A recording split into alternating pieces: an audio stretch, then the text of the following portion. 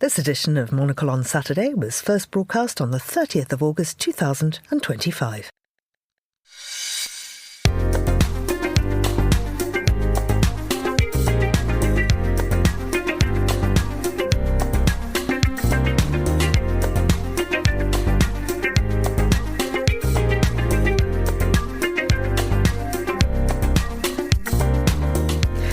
I'm Georgina Godwin, broadcasting to you live from Midori House in London. This is Monocle on Saturday.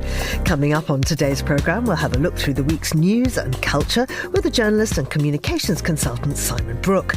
Then to Hastings on the southeast coast of England, where Monocle contributor Issabella Orlando explores the town's rich heritage of craft and clothing. We didn't know that there were any ganses in Hastings, and it wasn't until I made contact with the Hastings Fishermen's Museum that they found photographs of my ancestors that I'd never seen before, and we started to notice that they all had the same jumper. That's all ahead here on Monocle on Saturday. First, here's the news.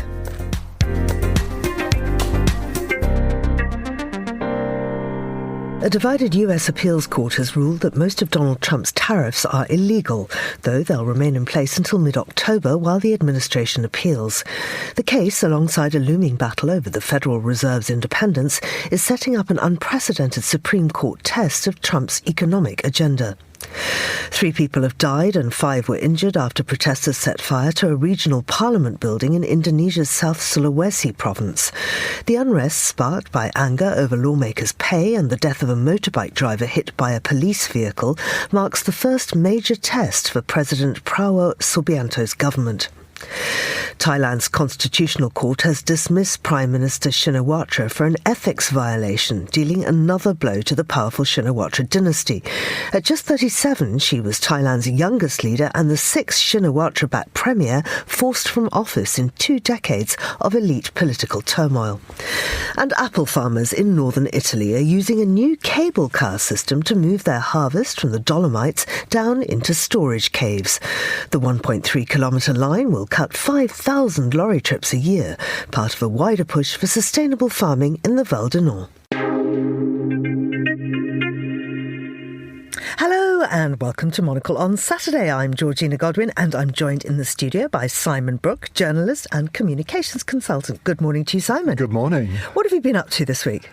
So I've been raking leaves in the garden, actually very excitingly, but London has taken an autumnal turn, I think, hasn't it? Just suddenly there's a bit of a chill in the air, but this morning, lovely and fresh and sunny, which is great. And I have to say, personally, I've always had a bit of a problem. For years anyway, I had a problem with autumn, and I realised the reason why I didn't like it was because I associated it with going back to school and having hated school. It took me decades to get over the experience, but yeah, now it's one of my favourite seasons. I'm there with Keats. Mellow fruitfulness and so on. Exactly. I was in Cornwall this week. Oh, lovely. Really, really unusually for me because I never do it. I tried to go on holiday. Really? What a bizarre concept. I know, right? I thought you were always here reporting and representing. Well, the point is that I do travel a lot, but it's always for work. Exactly. There's always a reason. I like to travel purposefully. Yes. And this time I made an absolute conscious decision not to take my computer. Gosh, that's brave. No, it just meant I had to thump out complicated documents on my phone. Oh, right. I guess it didn't quite work then. It really didn't. But the aim is pretty impressive. Yeah, well, I was happy that I gave it a go, and now I can still know that what I like best is working. The joyful thing for me is that a lot of my work, in inverted commas, is reading. So yeah, lovely. So that's great. Which people do on holiday anyway. Exactly. So I read a couple of books this week, both about women being murdered or murdering, because I'm doing an event at Queen's Park Book Festival this afternoon, right. Talking to the authors of that book. But anyway, the thing I really wanted to tell you was, A, the weather in Cornwall, like intense rain for 10 minutes and then beautiful sun. Oh, lovely. I love that. Very British. And 2, we left at 11 a.m. yesterday. We got home at 9 o'clock in the evening. traffic was right. insane. All these car accidents and things. Anyway, it just made me quite cross, and I realised that it just and a friend who left at the same time on the train, of course, got there 4 hours later. Well, yeah, you say of course, but then they still could be waiting 9 hours later, couldn't they? But that is the frustration. And if you'd flown somewhere, who knows? Could have been the same thing. Absolutely. So yeah.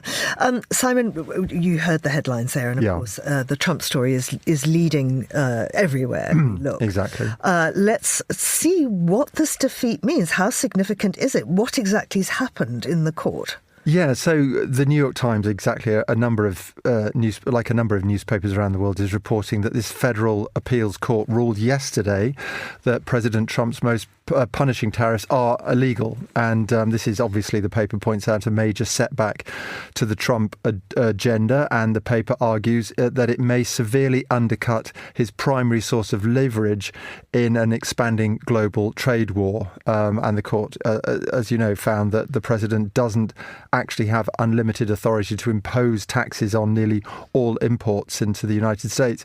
It is worth noting, and the paper points this out, that these judges have delayed the enforcement of their order until mid-October, and this allows the tariffs to remain in place so that the administration can then appeal to the Supreme Court. Of course, the paper also points out that there's no guarantee that the Supreme Court will back the president. But I think what's interesting here, and perhaps rather depressing really, is that the uncertainty continues. That if you're a business in the US or exporting, importing, if you're a foreign government, that uncertainty will continue. And one thing we know is that businesses like certainty, don't they? And this is going to make life very difficult for them. And he's also trying to mess with the Fed. Yeah, absolutely. So he is not a fan at all of Jay Powell, the current Fed, who's been Fed chair, who's been very, very rude about, and he's made it clear that he would like to replace him as soon as he could. He's also sacked one of the governors, Lisa Cook, over accusations about her mortgage, and she actually is now going to sue him. So, which again is the kind of thing Trump loves, and I think it plays well with his base, that if he, that it's the deep state trying to get their man. Any kind of tussle, any confrontation he has with the courts looks good for him and appeals to his base. The problem is, of course, economically speaking, that if Trump did have his way in some way and interest rates in the US were lowered beyond what the economists feel they should be, what the rate they should be set at, that could cause real problems for the economy. And there was an interesting piece in the FT this week looking at what happens, more recently in Turkey with President Erdogan, who decided that, bizarrely, the solution to high inflation in Turkey was to reduce interest rates, the opposite to what a lot of economists were saying. And of course, the problem is that had disastrous consequences. There are even sort of situations, in Germany in the 1930s. So when politicians artificially drive down interest rates because it suits them politically, it can have really serious economic consequences. Absolutely. Let's stay with the FT because there's a really interesting essay here entitled The Battle for the Soul of Israel. It's written by Fania Oz-Sulzberger. She says the country's moderates are not giving up the struggle against their rogue government, and progressives elsewhere must not give up on them. Fascinating piece. Absolutely fascinating. And I think what's interesting, we hear so much about boycotting Israel, and the thing that I've always thought since that became so common, so popular, is that are we really saying that we are going to boycott tens of millions of ordinary Israeli people just trying to get on with their lives, especially given that polls show that something around 75% of Israelis disapprove of the way the war is going, disapprove of Netanyahu's approach to Gaza? Are we really saying that all these people are in the same boat? They're all equally wicked? Well, no, I don't think so. And as you say, it's very interesting that Professor Oz Salzberger, who is a Professor Emerita of History at the University of Haifa Law School, argues that actually no, that many Israelis like her believe in a two-state solution, but they really, really disapprove of the Netanyahu government. And there's a bitter takedown of the government. It just points out that really, he's holding on until the next election, and then perhaps beyond that, just to ensure that he doesn't he doesn't have to face the courts because of corruption charges and things. And she's very critical of some of his supporters as well in the government, who are extremist, and also some of the ultra-Orthodox community who really want to, she points out, create a theocracy in Israel, something like a Jewish version of what happens in Iran, for instance, or happened in Afghanistan. And these are the people keeping Netanyahu in power. And as I say, I just think it's really interesting piece looking at the fact that there is, and I know this from friends who have family in Israel, there is real opposition to the Netanyahu government, and we need to recognise that. Absolutely. And if that's something, and if understanding Zionism too is something you're interested in, you might want to read Avi Shleim, or indeed just listen to our Meet the Writers programme with him. Incredible man. This book is called Three Worlds, Memoirs of an Arab Jew. He says that there was undeniable proof of Zionist involvement in the terrorist attacks which prompted a mass exodus of Jews from Iraq. He's from Iraq originally, between 1950 and 51. He believed that most of the bombings against Jews in Iraq were the work of Mossad, and that they took those actions to quicken the transfer of thousands of Jews to the then newly created State of Israel. So, of course, you're going back to really the roots of these problems. It does. And one of the arguments this FT piece makes is that actually Zionism, again, is another phrase that, or another idea that has been corrupted. And she points out she is a Zionist because Zionism is compatible with a two-state solution, she would say. Yes, Zionism is about recognising the Jews' claim to a national home in their ancestral homeland, but the Palestinians can live peacefully alongside that under Zionism.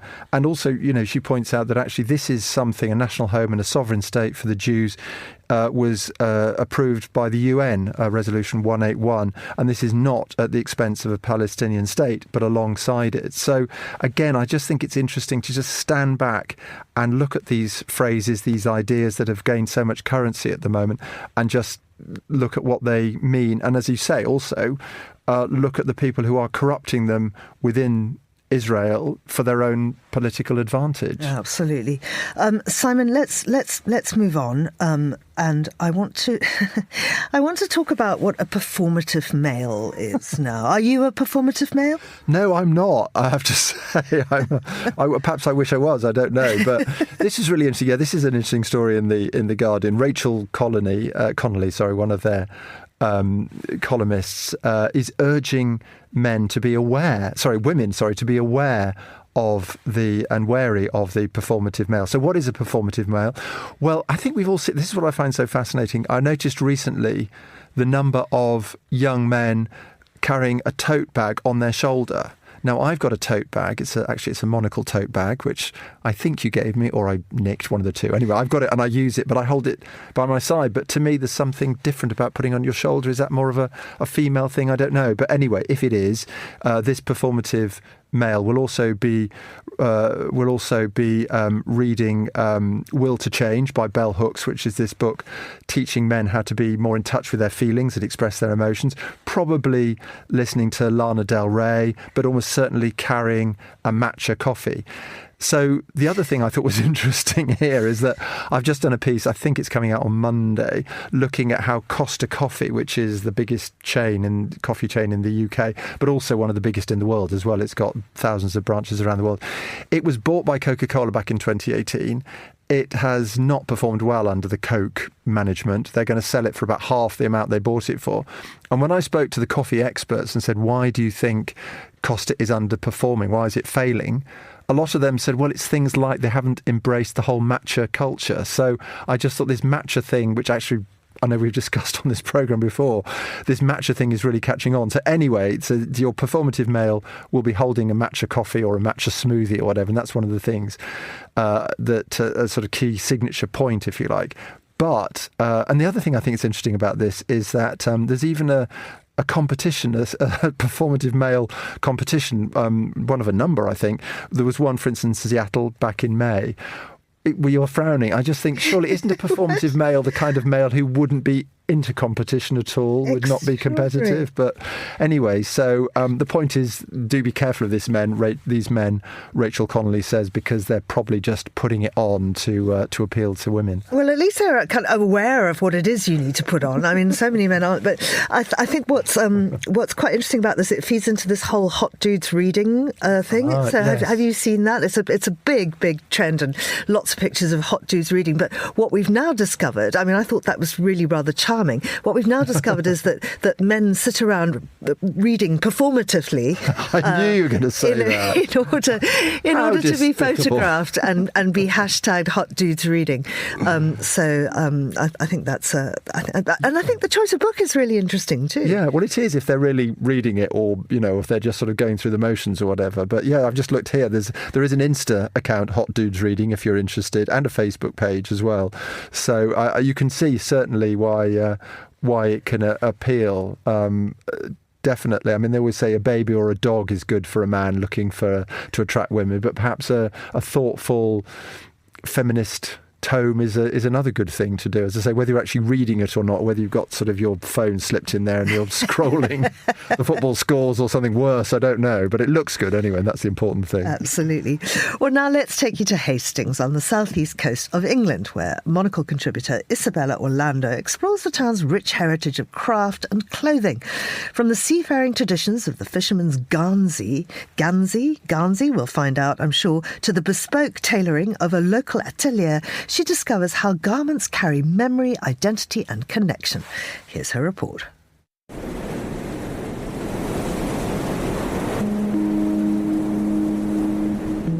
Coming to you from Hastings Fishermen's Museum, I am here with musical storyteller Beverly Harling to learn a bit about Hastings' maritime crafts through her family history and the incredible story of a heritage garment she managed to revive. Welcome, Bev. Can you tell me a little bit about your family's history in Hastings? Sure. Well, I grew up here, but I didn't really understand how deeply my family really kind of went into Hastings until I started doing some family research. So my mum never spoke about her grandparents. And then I realised that actually her family on her maternal side went back in Hastings generations and generations within the fishing community. I heard this incredible story, or saw this incredible story in the museum about your family's relationship with fishing and the Gansey. So I was wondering, could you tell our listeners what a Gansey is and your family's kind of connection to them? So Ganseys, also known as Guernseys, and they are a type of fisherman's jumper. So they're usually knitted by the women in the community, grandmothers, mothers, sisters, and they are worn by fishermen when they go out to sea. They are seen as a kind of loving protection of the men at sea, but also they serve as a way to identify them if tragedy strikes. And that is something that happened in my family history, which is one of the stories that I uncovered. Is that because of the particular design of the sweater? How are they identifiable? So there are loads of different stitches, and I think families adopt different stitches. They get passed down through the family line from mother to daughter, or grandmother to granddaughter. Some of them have more kind of obvious motifs, like a god's eye, which was absolutely on my family's Gansey. And that is like a protective sign to kind of ward off evil. But also, sometimes they would do little wrong stitches, or they might put initials in. So there are kind of different ways of doing it within each kind of family line. We didn't know that there were any Ganses in Hastings, and it wasn't until I made contact with the Hastings Fishermen's Museum that they found photographs of my ancestors that I'd never seen before, and we started to notice that they all had the same jumper. A lot of the sort of archival things are geared towards the men, but there were also quite a few women. So I did find, I think it was my great-great-grandmother was a keeps net maker, and I was really interested in the female side of my family. So when I wrote my one-woman show, that was exactly what I was looking at. And you start to realise how they really were the glue that kind of held everything together. And you actually wear the Gansey in the show, is that right? I do, yeah, I do. The woman that I worked with, the knitter, Helen Jones, she's a local artist, helped me to basically curate a Gansey which told the story of my great uncle Louis through all the different stitches. You know, the stories that we have about ourselves and about our ancestry, I think it's inspirational for everybody. That was Beverly Harling, musical storyteller who has more shows coming up in Hastings in September. After sitting down with her, I wandered over from the shores of Rockanore to meet another local maker who's crafting connection through clothing.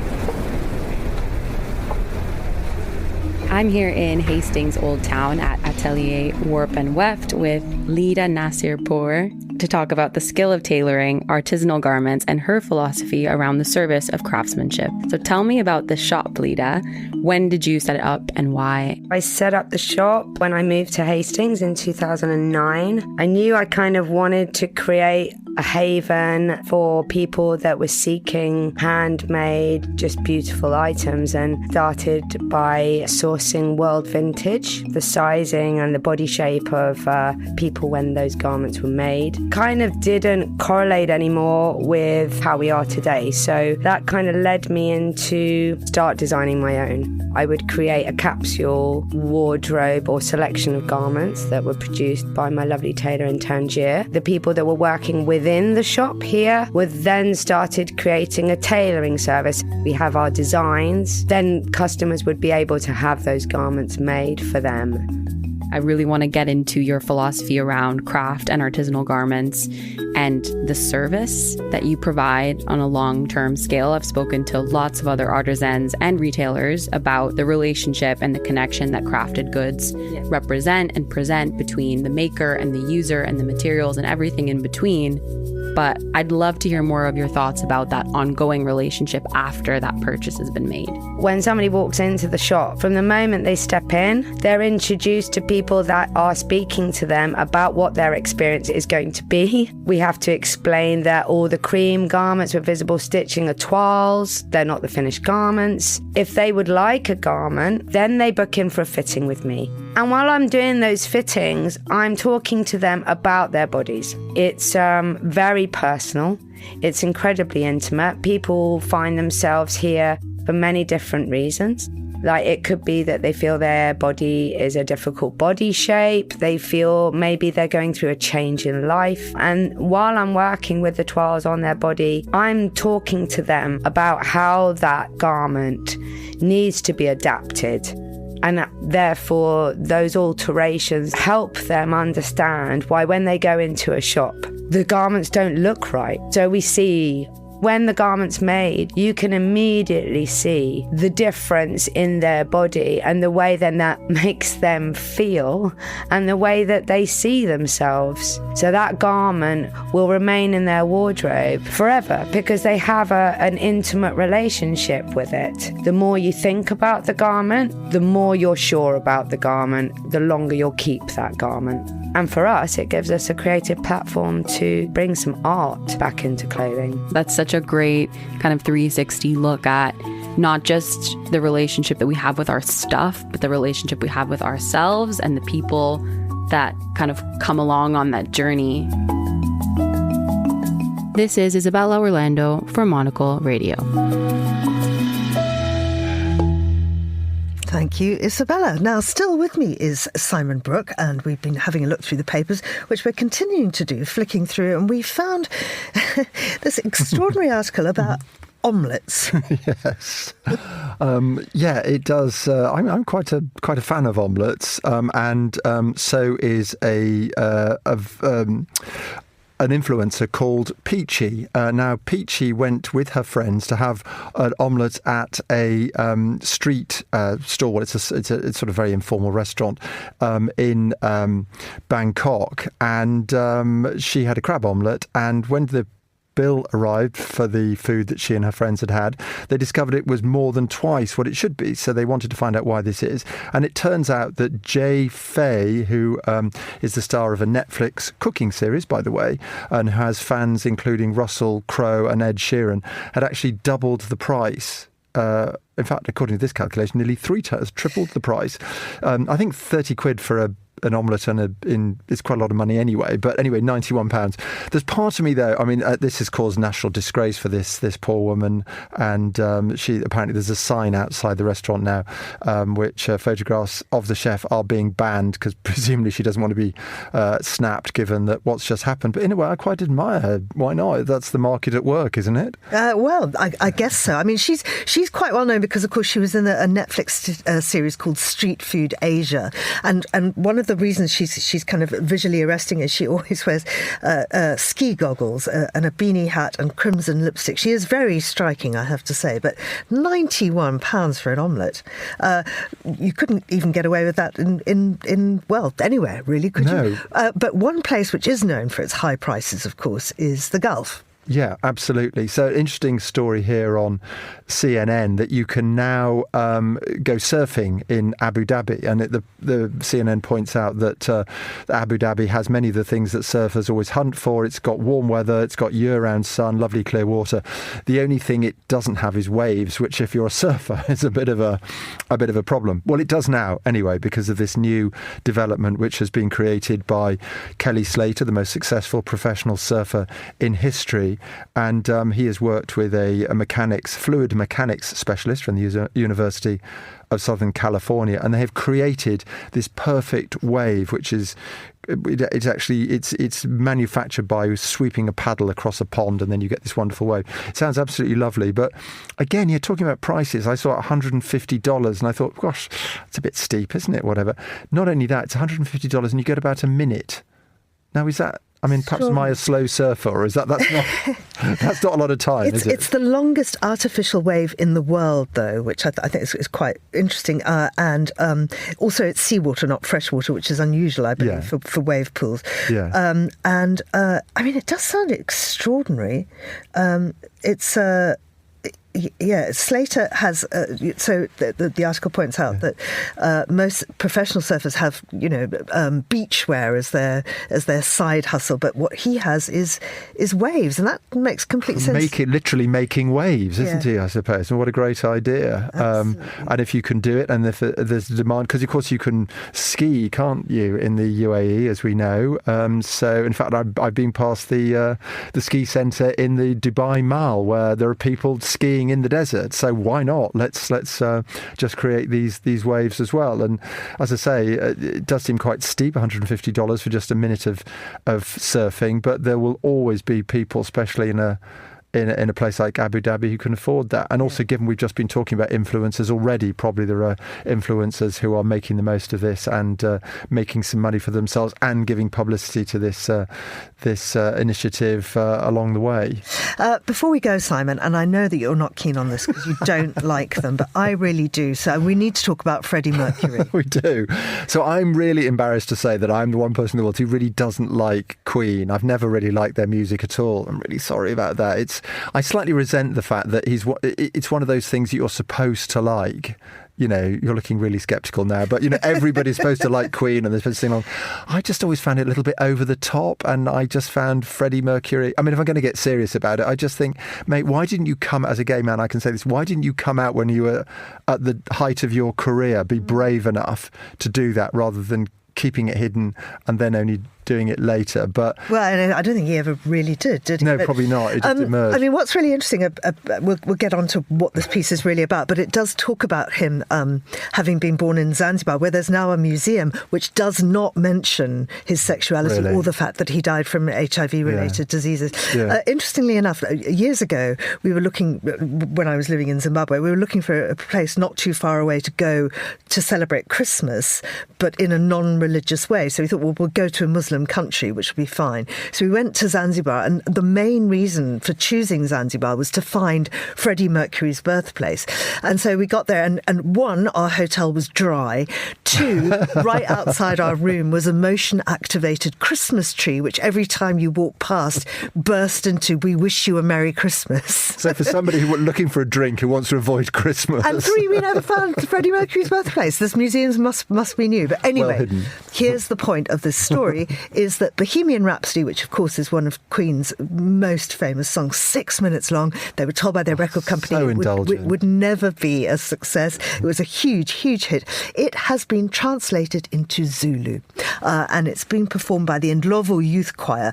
People might remember them because I think they were on America's Got Talent or one of those TV shows, and it looks absolutely fabulous. Perhaps this might convert me in that case. I need to Google this and have a listen, and then I might like this particular cover. Absolutely. Well, you can read all about it in the Times of London. I will do that. Simon, thank you very much indeed. You. And thanks to our producer and studio engineer, Faith Eden, and also Finn.